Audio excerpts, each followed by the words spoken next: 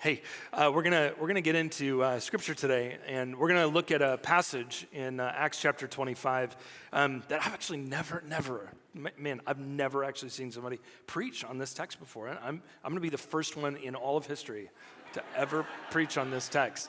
No, we're gonna look at a story that is about a very important topic today, and that is we're gonna look at a story of Paul being in prison. And we're going to talk about God's providence towards us. I want to tell you a story, and then we're going to look at the text. I want to tell you a story. I was 10 years old. I made one of the most consequential decisions of my childhood life when I was about 10 years old. I was an only child, and I was living with my mom. This is a single mom at the time. I was maybe 10 and a half, 11, and I made a very important decision. I was mad at my mom, so I ran away for about 30 minutes. I don't exactly remember what the injustice was that I was facing as a 10-year-old, 11-year-old. I don't remember what oppression I felt I was feeling at that time, but I had a moment of clarity, awareness, and I said, I'm done with this. And so I had never run away from home before. It was the first time I'd run away from home, so all I had was just going off of some movies of how people ran away. So I went into the garage and I got a stick, and I found a handkerchief. True story. And I had foresight, I had forethought, and I thought, I'm going to need some lunch because it's cold out there. And so I got a can of tuna, just a little can of tuna, and I put it in my handkerchief. And I put it on my shoulder, and I said, I'm out of here. And behind my home in good old Kaiser, Oregon,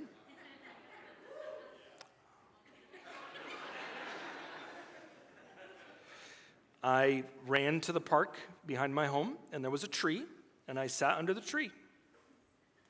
And I was now living on my own. I was a man on the run. About 30 minutes in, I got hungry. So I thought, I came prepared for this. So I opened the thing and get my can of tuna out. And very quickly discerned that I had neglected to bring a can opener. And so I knew I was in trouble. I knew at this point I didn't have many options. And so about 10 minutes later, I eventually ran to my friend Blair's house down the street, and his mom fed me, and then called my mom, and then I went home. There was a moment in that story actually that still sticks with me. If you've ever run away. But just these little moments in our life that stick with us. And there actually was this moment when I was sitting under that tree and I got the tuna fish and I was holding it. I had this epiphany. And the epiphany was, as I was holding this tuna fish, that even in rebellion, I needed somebody to take care of me. I mean, all the clothes I had, my mom had bought me. My coat that my mom had, everything I had was my mom's. And even in rebellion, my mom was taking care of me.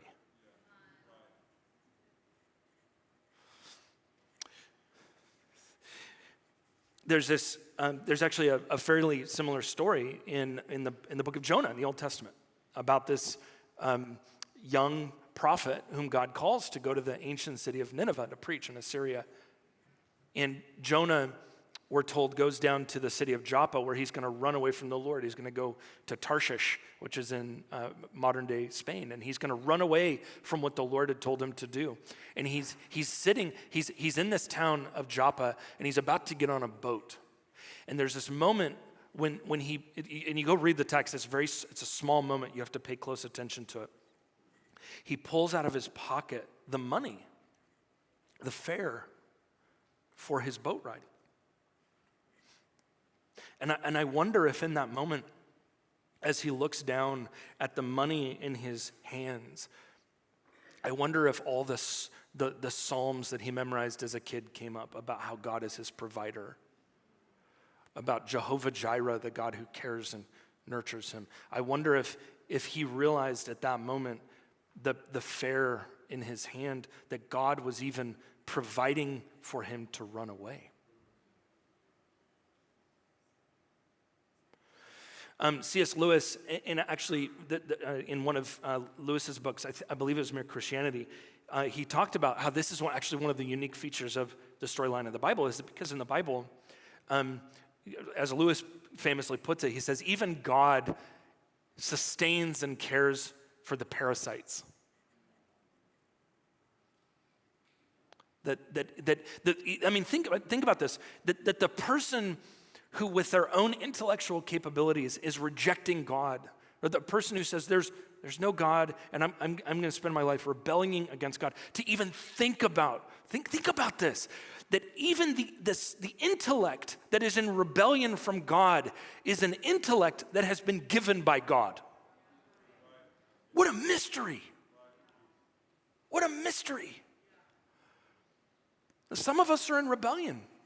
And friends, what's absolutely astounding about the storyline of the Bible is that even in your rebellion, as you sit in this room, every breath, every heartbeat, every breakfast, all the Thai food you ate this week, that everything you have, even in rebellion, is a gift from your Creator. That's astounding. Jesus summed this up, didn't he? That it rains on the just and the unjust. This is about God's providence. That's actually the term that we would use for this, God's providence, which is the idea that God didn't merely create you. God didn't merely think of you and create you and mold you, but every moment of your day, your life, your breath, your heartbeat, every single thing that you have is God's ongoing sustaining presence to you every day of your existence. Actually, we're going to read Acts 25 in just a second. And one of the reasons I want to preach this text is this. 2 weeks ago, I had a really unique opportunity. It was the first time that I'd been invited. There was a group, catch this. There was a group of inmates at the Oregon State Correctional Institution in Salem that had read one of my books. And they wanted to invite me to come in and preach the gospel to them. And I got to go in 2 Tuesdays ago and meet with a group of criminals who will be, in many cases, spending the rest of their life in prison. I met 3 men who had committed murder, countless men who had committed violent crimes that would... And friends, I got to be honest, what an honor. I was terrified. And actually, as I was leaving, my 12-year-old son literally says to me, "Hey, Dad, don't die."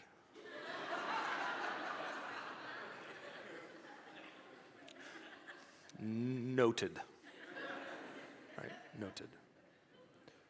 But you know what I saw in prison? I don't celebrate a thing that anybody in those prison cells did, but I will tell you this. I saw people in the darkest place in the world who were experiencing the grace of God. And that there were people, even in the worst scenarios imaginable, who were being sustained and cared for, who God isn't done with yet. Right? The text we're going to read, Acts 25, it's an odd text. Again, I've never heard this text preached on before. I know it's been preached on, but I've never actually heard it preached on. And it's because it's a weird text. Paul is in prison, as he has been in prison multiple times. This has been one of just many sequences of Paul being wrongly thrown in prison for things that he did not do. And here in Acts 25, he has been in prison for the last time. In fact, this is going to be the beginning of the end for Paul. And we know, by the way, it's the beginning of the end because during the time that Paul is in prison in Acts chapter 25, this is when he writes one of his letters, 2 Timothy, to little Timothy. And you can tell when you read 2 Timothy, Paul knows he's about to die. You can hear it in his language. I mean, let me read this to you. I mean, this is Paul writing to Timothy, 2 Timothy, he says, which is the last letter Paul wrote. For I am already being poured out like a drink offering, which, by the way, is a very graphic language. He's saying, I'm bleeding out here. I'm being poured out. I'm bleeding out. He knows he's dying. I am being poured out like a drink offering, and the time for my departure is near. I have fought the good fight. And I have finished the race. I have kept the faith. Now there is in store for me the crown of righteousness, which the Lord, the righteous judge, will award me on that day. And not only me, but also the one who longed for his appearing. Do you hear it in his voice? Can you hear it? He knows. He knows he's there. He's at the end. And the situation for Paul is that he has been imprisoned by the Roman Empire. For in their view, they see him as a seditious, sort of a rebellious figure who's seeking to bring Rome down. Probably more likely than not, Paul was actually imprisoned for political reasons more than anything else. He refused to bend his knee to Caesar. He would say things like Jesus is Lord rather than Caesar is Lord. He would preach the good news, which was a subversion of the Roman understanding of goodness. And he's saying, Jesus is bringing a kingdom. I am not a part of Caesar's kingdom. This sort of stuff will land you in prison. And Rome, for good reason, wanted to see Paul be in prison. But there's another problem, is that the Jewish leaders in Jerusalem also want Paul in prison, but for a very different reason. I mean, he's a wanted man on both sides. For the Jewish leaders, he was seen as a heretic. And what we're going to see here is we're going to see a story of a guy named Festus, who's the governor of the sort of the region around the ancient city of Caesarea, where Paul is. And he's in a quagmire, because the Jews in Jerusalem want him, but the Roman Empire wants him, and Festus here doesn't know what to do. Let me read this to you. A few days later, King Agrippa and Bernice arrived at Caesarea, where Paul is, which is about 75 miles away from Jerusalem, arrived at Caesarea to pay their respects to Festus. And since they were spending many days there, Festus discussed Paul's case with the king. And he said, there's a man here whom Felix left as a governor, as a prisoner. And when I went to Jerusalem, the chief priests and the elders of the Jews brought charges against him, and he asked to be condemned, that he be condemned. And I told them, I told them that is not the Roman custom, to hand over anyone before they have faced their accusers and have had an opportunity to defend themselves against the charges. And when they came here with me, I did not delay the case, but convened the court the next day and ordered the man to be brought in.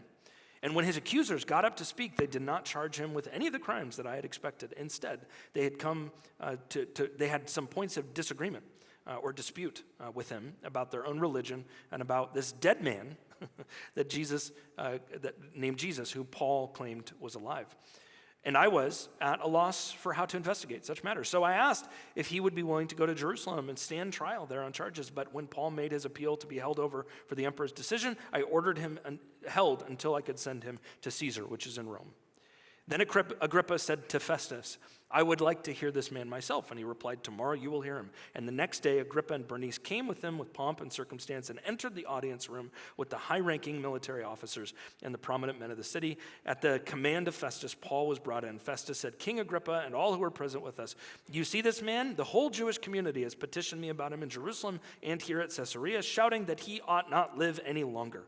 And I found he has done nothing deserving death, but because he made his appeal to the emperor, I decided to send him to Rome. But I have nothing definite to write to his majesty about him. Therefore, I have brought him before you, all of you, and especially before you, King Agrippa, so that as a result of this investigation, I may have something to write.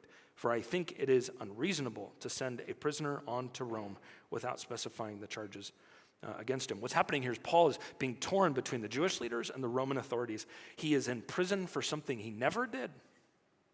And I want you to notice something really interesting about what we just read. And you maybe wouldn't notice it unless somebody pointed it out to you. But did you notice in the passage in which we just read, not once is Paul recorded as speaking a single word. It is as though Paul is not deciding life's events. Life is happening to him. And he has no voice in this. He is silent, and all he can do is roll with the punches. And what I want to show you today is I want to show you how Paul would have found grace and mercy in the middle of what would have been a hellish experience. Because ultimately, here's the deal. every single one of you is in some way, shape, or form in prison. You may not be at OSCI. You may not be in a physical prison. But every one of us has been put in some place in our life that we cannot break out on our own, and we need to find God's grace in that. I want you to see three things here. I want you to see God's providence through injustice, God's providence through misdirection, and God's providence through misunderstanding. First, God's providence through injustice. What has happened to Paul is wrong. Paul was not seeking to bring the Roman Empire down. Paul was wanting to preach the message of Jesus. Paul was not a heretic. He actually was holding forth the truth of Christ. Paul has done good and right, and here he has been placed under the weights of the state's injustice. The Roman Empire is bearing itself down on him. The whole system of ancient first century Judaism is on his shoulders. It is unjust what is happening to him. It's wrong. And yet God, in the middle of this, God is miraculously providing. God's providence in the realm of theology, systematic theology, we call this the doctrine of God's providence. And it's the doctrine that says something like this. It says that God created you, God created Paul, God created all of us, God created every human being, God created all of creation. Not out of lack, not because God was lonely, not because God needed more friends. God created out of love. And by creating out of love, when God actually gave birth to you and me, when God created us, he did so knowing that he would simultaneously be the one that continues to care for you. He didn't just create you and throw you into cold, harsh, dead universe. The God of the universe brought you life and gives you every breath. Provides every waking moment of your day. It's God's providence. Actually, to nerd out for just a second. When we talk about God's providence in theology, we tend to talk about it actually from three different angles. We talk about it as God's preservation, his concurrence, and his governance, which in theology, this is a nerdy way of saying, but God's preservation is the fact that God actually cares, which actually for some of us is the first step. Because some of us wake up every day wondering, does God really care at all? God's providence, you have to begin with the idea that God actually he actually cares. God's concurrence means that he doesn't just care, he's actually with you. He's with you. He's present to you. He doesn't care from you from a distance. He's actually present. And then God's governance is the idea that God is actually orchestrating your life in such a way that in the end, God is going to accomplish in you what God wanted to accomplish. God is orchestrating life to a desired end. God is not making any mistakes. God uses mistakes, but God doesn't make mistakes. I love this. I love hymns, ancient hymns. This one's actually relatively newer, from the 18th century, from a guy named Charles Wesley, John Wesley's brother. Charles Wesley was a hymn writer, and he writes a hymn about God's providence. Let me read this to you. God is the supporter of all things which he has made. He beareth, upholdeth, sustaineth. And you love when words have eth on the end. He beareth, upholdeth, sustaineth all created things by the word of his power, and by the same powerful word which brought them out of nothing. As this was absolutely necessary for the beginning of their existence, it is equally so for the continuance of it. For if God were to remove his almighty influence, everything would cease to exist at a single moment. There's a line in Colossians 1 Go read it sometime. There's this line in Colossians 1 that says that God, in Christ, that God holds all things together by the love of Christ. That God holds all things together by the love of Christ. I have a friend who wrote his master's dissertation in seminary in physics. There's this mystery. Why is it that the atoms that subsist in the universe, why don't atoms just explode? Why don't they pull apart? There's this thing called atomic glue that holds atoms together. And my friend wrote his master's dissertation arguing that even on the realm of physics, the thing that holds even the atom together is the love of God. That everything is held together. Because here's why this is so important. If you and I don't recognize that God is the one who holds all things together, then we will try to hold all things together. I'll tell you this, as an only child of parents who are going through divorce, when you have believed the idea that you hold all things together,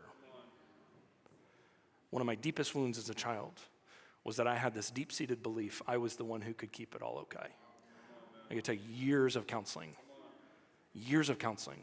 to finally bless myself and release myself from having to be a 9-year-old who felt like he had to hold all things together. You can't hold all things together. You need someone else to do that. Psalm 145, the Lord upholds all who fall, and he lifts up all who are bowed down. The eyes of all look to you, and you give them their food at their proper time. Martin Luther in the 16th century, when he read that psalm in his commentary on the Psalms, he says, every bite he would take, he must be reminded that even the farmer who grew the food that he eat, the farmer is God's gift to care for him.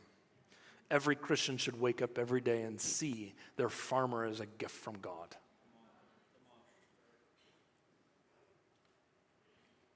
I want you to think about Paul knowing that in prison. I think the hardest time to believe this is when you're in prison. It's easy to believe it when everything's going great. It's really hard to believe it when you can't get out.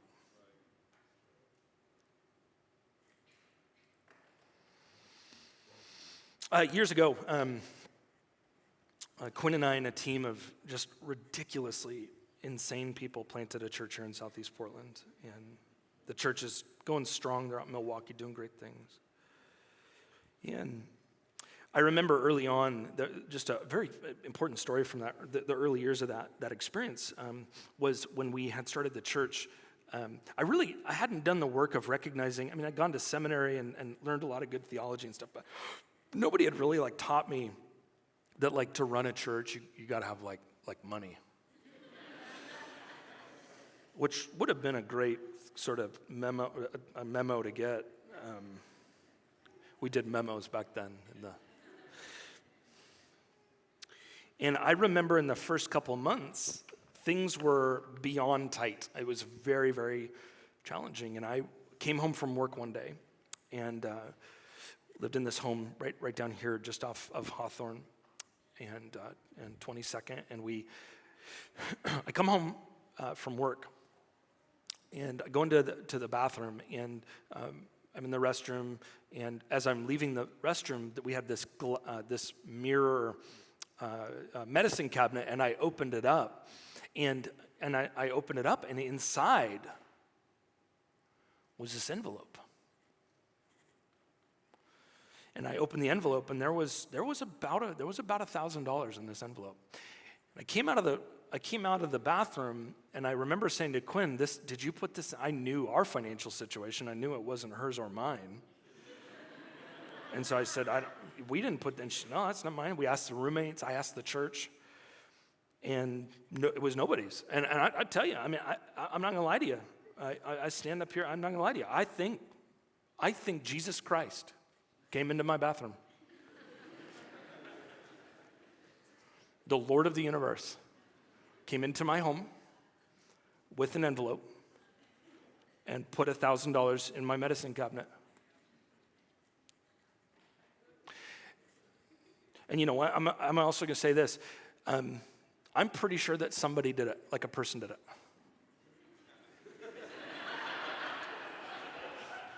Let me illustrate what I'm saying. So did God come to my bathroom or did somebody come to the bathroom? And I think the answer is yes. I think Jesus Christ came into my bathroom by somebody who probably felt bad for us. And they're like, this guy seems to spend a lot of time in his medicine cabinet, so let's give him 1,000 bones so they can get through. And I think Jesus came into my bathroom because somebody saw the need and cared for us. Now, praise the Lord. Sorry, praise the Lord. Praise the Lord. I'm going to tell you another side of that story. I'm going to tell you why I don't like that story. I don't like that story. There's one big reason. I don't like that story because I know, and you know this too, there are times in life when there's not an envelope. And there's times in life when the check doesn't come. And for every story of provision I could tell you, I can also tell you that there were months the check just didn't come. But here's the thing about God's providence, is that in those moments when the check doesn't come, you know what you may discover is you may not have all the money you thought you had or needed, but all of a sudden you figure out who your friends are and what church means and how God sustains you through your job. God sustains you by giving you an unemployment check for 6 months to get you through. Like God provides in the supernatural and the natural. In fact, here's the problem, is because you know God will provide for you, that's not a problem. I bet most of you believe that. The problem is not your disbelief in God's provision. It's that you've written an etiquette book on how God is supposed to provide for you. And you say, I know God's going to provide, but it better be this way.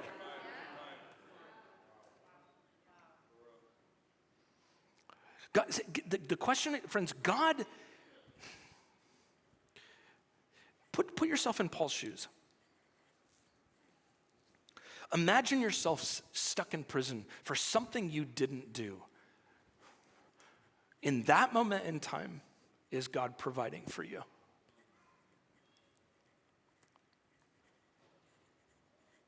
And actually, see, here's our problem, is we only have a framework for understanding God's provision when things are going well.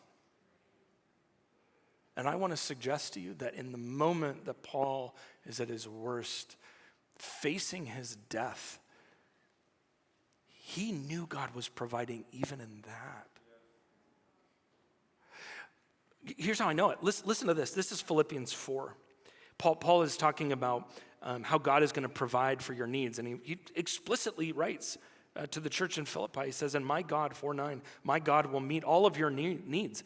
We read that and we think that means that everything we need we're always going to get. And I'm going to tell you, that is not what that means. And this is how I know that's not what it means. Because in the same chapter, at the beginning of Philippians 4, Paul says, I have learned the secret of contentment, and I have learned to be content with much, and I have learned to be content when I'm in need. Here's what this means. True provision doesn't mean the check always comes. God doesn't just meet your needs. Sometimes God meets you in the need. Do you see the distinction between those two? I mean, Paul is in a dank, smelly, gross prison cell with not enough food, and I would bet some fairly questionable roommates. And yet, God is meeting him in his need.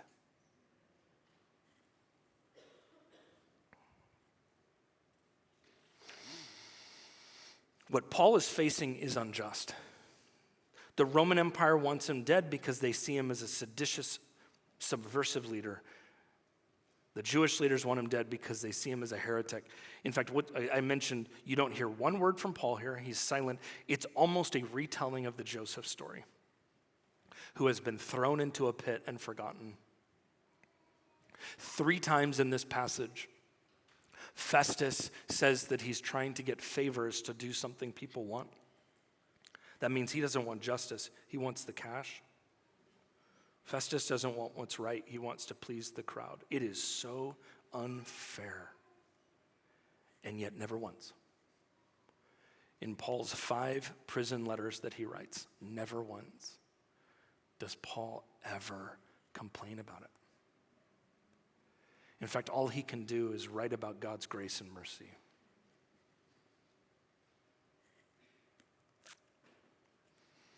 The point of this is not to suggest be unjust so God can be glorious. Injustice is wrong. It's evil.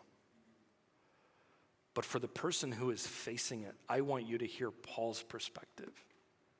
That even in unjust, wrong scenarios, God can still be good. We have chickens.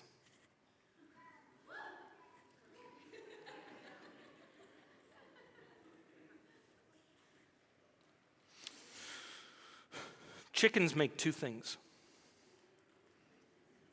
one of which you'd want to eat. They make eggs. Love a good egg.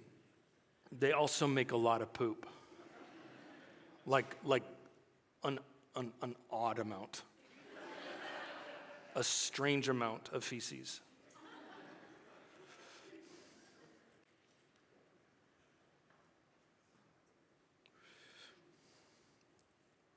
And when you take that and you put it in your compost pile with the grass clippings and all the junk from the yard, and you just put it into a pile, and if you take that pile, you could go, oh, that's just a bunch of garbage. That's just a bunch of gross stuff. But a wise gardener knows this, that you put that stuff all in a compost and you turn it and you turn it and you turn it, what does it become?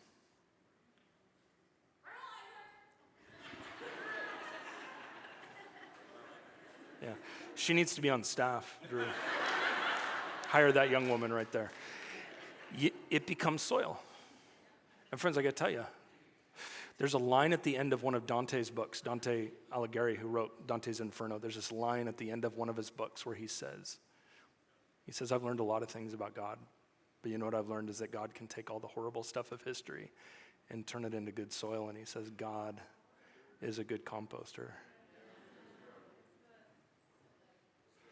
And I want to reframe, that ain't chicken poop. That's future lunch.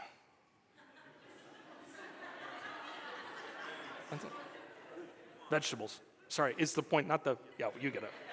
You get it. Hey, Christian, I'm going to speak pointedly. I didn't say this in the first service. There's a weird psychology going on with Christians in America right now. And the weird psychology goes something like this, that we live in a country that doesn't like Christians in the church anymore, and we're marginalized and exiled and all this sort of stuff. And I understand the impetus there. I understand the feelings. But we spend our time complaining about perceived offenses and injustices rather than just getting up every day and following Jesus Christ. And friends, it is election season. And if you are in Christ, stop complaining.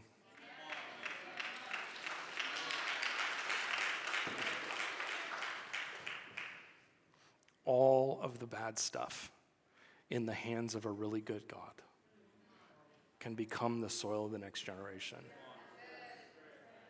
Okay. So number 1, God's provision through injustice. Paul never complains because he understands that God is doing something. Secondly, God's providence through misdirection. God's providence through misdirection. Now, you got to understand Paul in context here, because in two chapters before this, very important moment for Paul.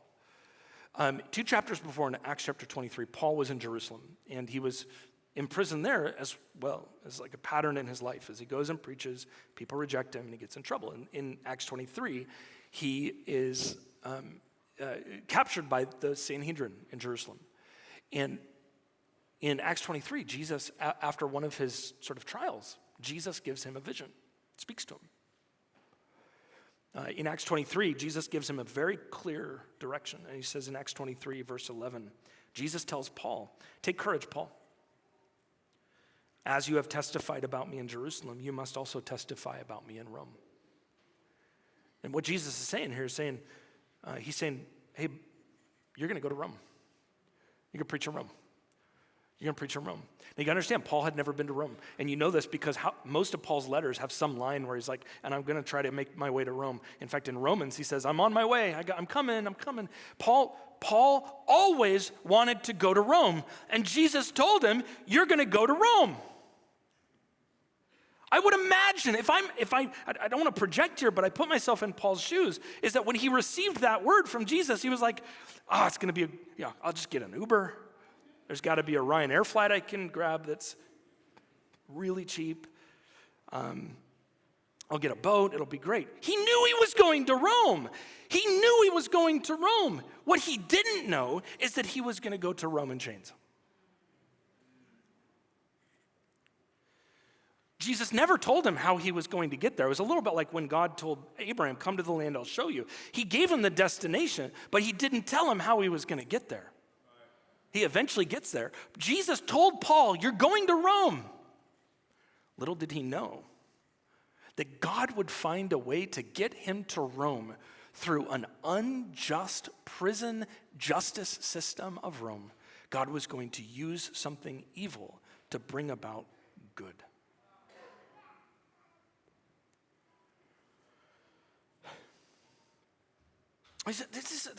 Here's the thing. Like, God is going to give you a vision and a dream of what you're to do. I believe that. I think we have a God who gives pictures and images and dreams. And I suspect some of you have been given those pictures. And you know these are the future things God is calling me to do. And you look at that thing and you go, I know that's God. And then you look at your life. And you go like, there is a disparity between what I know and where I'm at.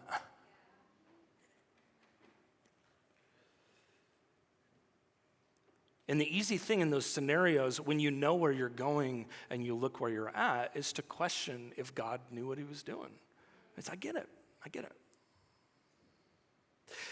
I had a vision once. Actually, I had a similar experience to this a number of years ago.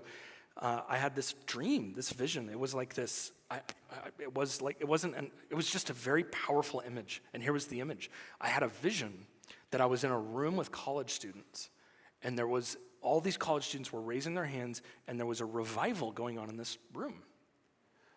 And I had this distinct sense that there would be a moment in my life when I would be a part of God doing the work of a revival. And God has called me away from local church pastoring. At the time, I was not pastoring a college group, and God called me away from the local church we were serving. And right now, I am serving on a college campus as a Bible theology professor. And this last spring, 3 of my students met Jesus, got saved, and got baptized. And here's the thing. I think I'm doing what God called me to do. The problem is, I projected on God how big I thought it should be.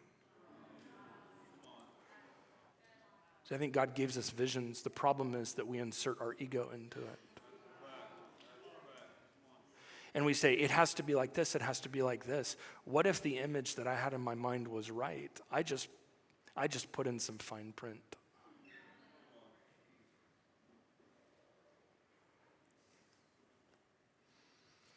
God is going to take you where he wants you to go. But you need to know there's going to be some layovers you didn't anticipate.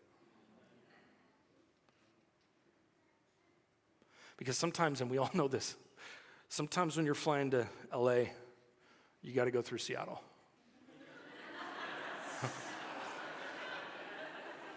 How we doing? That's it. Yeah.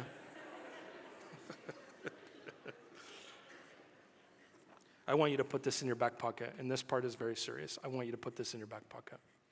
And I want you to remember this, because this is trustworthy and it is true.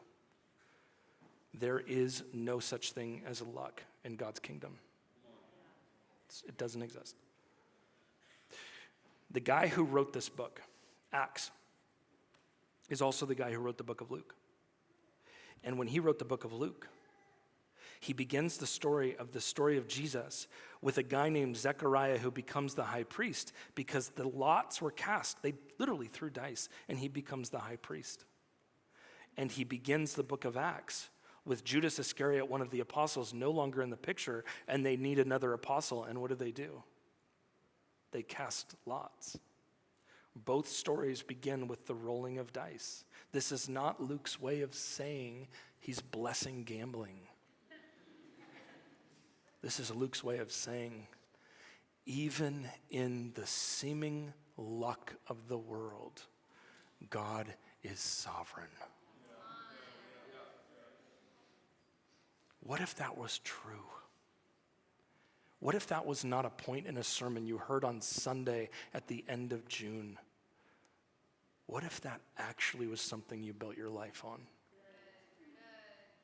It would reframe everything.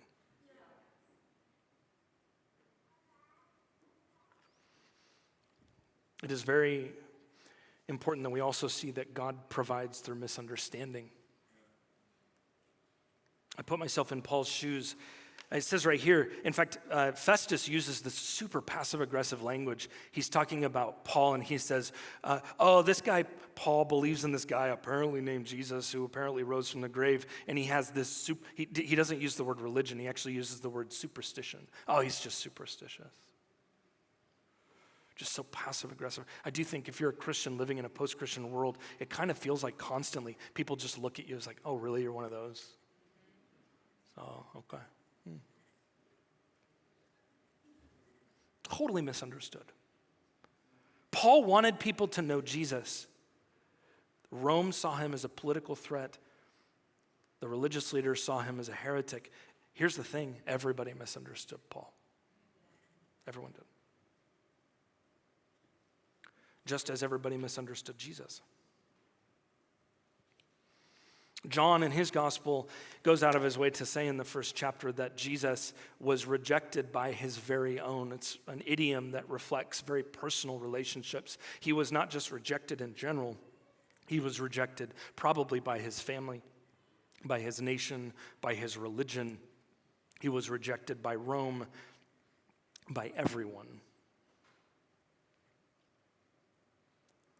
Jesus, we know, never bore offense for this, and that is to say that Jesus, in being misunderstood, Jesus never leveraged his own power to get people to understand him. He embraced being misunderstood. Here's how we know this, because when Jesus hangs on the cross, listen to the language very carefully. When he hangs on the cross, he says, Father, forgive them, for they don't know what they're doing. And I want you to notice, he does not say, Father, I forgive them. He asks the Father to forgive him, and there's a reason, because Jesus, even in the cross and being misunderstood, bore no offense.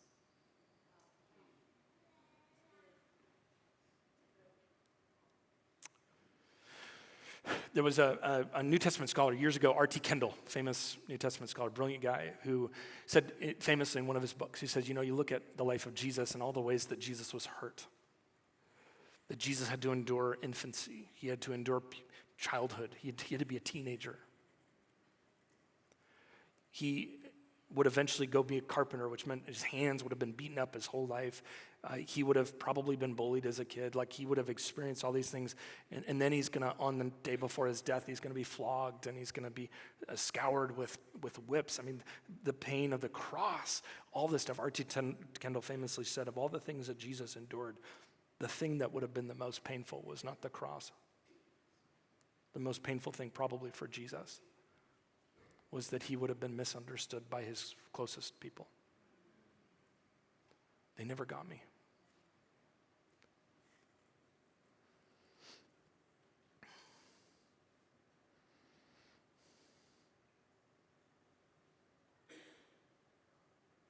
You know, in the ancient world, when you write a letter, to write a letter, you and I, when we write letters, if we write letters, we don't really think much about what it takes to write a letter because we just do it without thinking. But you got to keep in mind in the ancient world, if you're going to write a letter, not only do you need a pen, not only do you need papyrus paper, not only do you need light, but there's something else you need that most people don't even think about.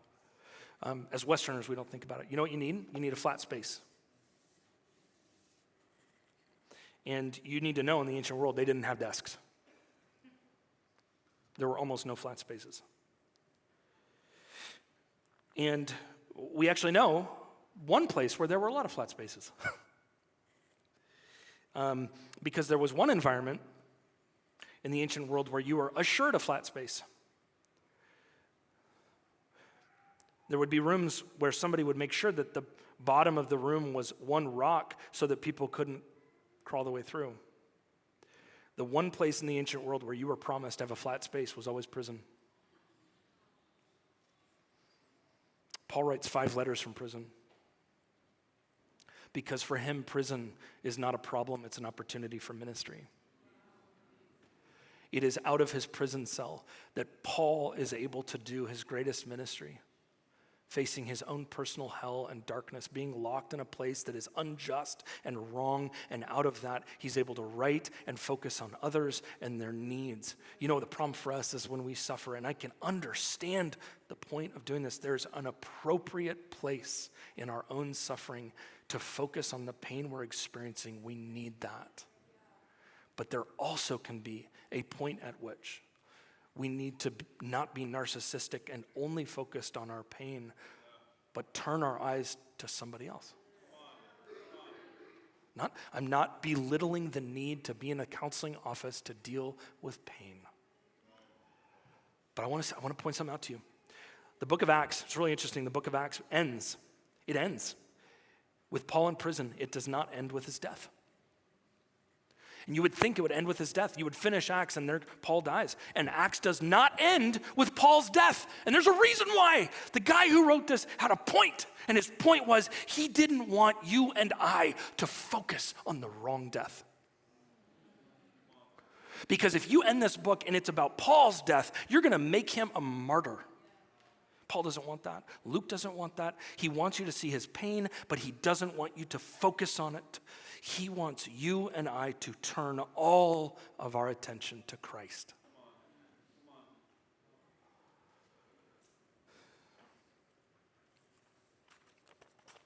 Back to tuna fish.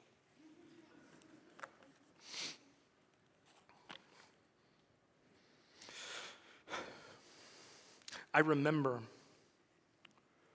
walking out of my living room with my tuna fish. I have one more memory. I also remember as I was leaving,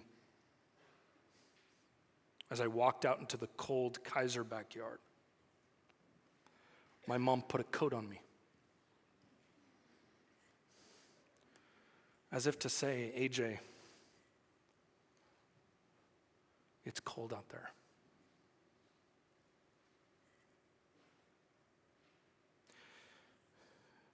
When the man and the woman in the Garden of Eden have willingly chosen to rebel against God, you would think God would just be like, get out of here. Right before they leave, he takes skin from an animal and he clothes them. And he puts a warm suit on them, as if to say, it's cold out there. And I want to take care of you. Today, wherever you are, God today comes to you as a friend, and he wants to put a coat on you. Love covers over a multitude of sins. And he wants to clothe you with Christ. As you have run and run and run, he does not come pointing his finger, friends. he comes saying, even as you run, I'm going to put a coat on you. I ain't left you. I'm with you.